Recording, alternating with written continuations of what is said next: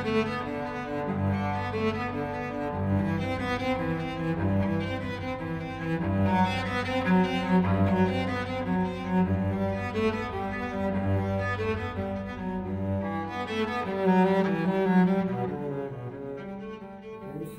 what it does,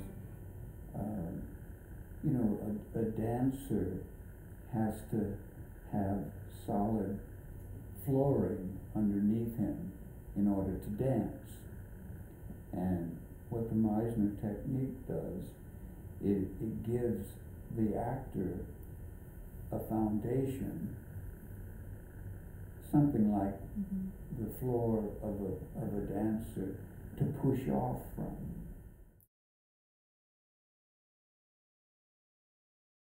One of the things that I did learn that stays with me and that I carry with me onto a stage or onto a set when I get nervous, and I'm nervous every time. It's just a matter of degree, whether I'm on stage or if I'm in front of a camera, I'm always dealing with nerves. And the technique has to do with, it's my toolkit for how to deal with nerves and self-consciousness. And then I remind myself of little things like acting is behaving truthfully in imaginary circumstances. And put in that context, then I can say, I can do that. That's a manageable thing. I can do that. I can behave truthfully in imaginary circumstances. And it was through that that I discovered the technique that I still use today that brings me to understanding preparation, understanding how deep and real and true emotion needs to be inside you as an actor. It brought away the sort of the shroud of presentation, and it made me realize that it's me, and the work is what digs you in deeper for that, and it leaves you with that concept, and you can bring that on into the rest of your roles.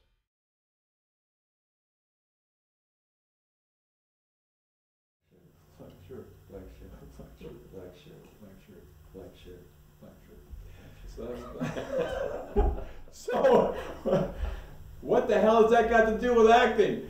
Well, the bottom line, as the exercises unfolded and revealed themselves to us through Bill's guidance, was a way of listening, a way of staying present and focused on the other person, so that we weren't acting, we weren't emoting, we were doing.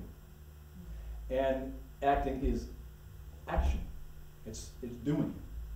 It's doing truthfully under imaginary circumstances. And that was the first foundation that was indisputable in helping craft a technique and a way into a profession. That foundation has been the springboard for me for 30 years. With Bill, as I said before, Bill, there's few people who can say this. You were an associate director with Meisner himself at the neighborhood playhouse for 20 years. Mm-hmm. You taught his classes when he was ill for 7 or 8 years, and he sought you out as a substitute, essentially. Yeah. So if you're going to study it, why not study with the best? And that's what I say. And I was lucky enough to find Bill after many years of looking. We did a scene that was pretty good. I think you and Robin. Yes. Yeah, that was a good scene. That was pretty good. That's what you're going to get, by the way. That's the best you're going to get. I'm glowing inside.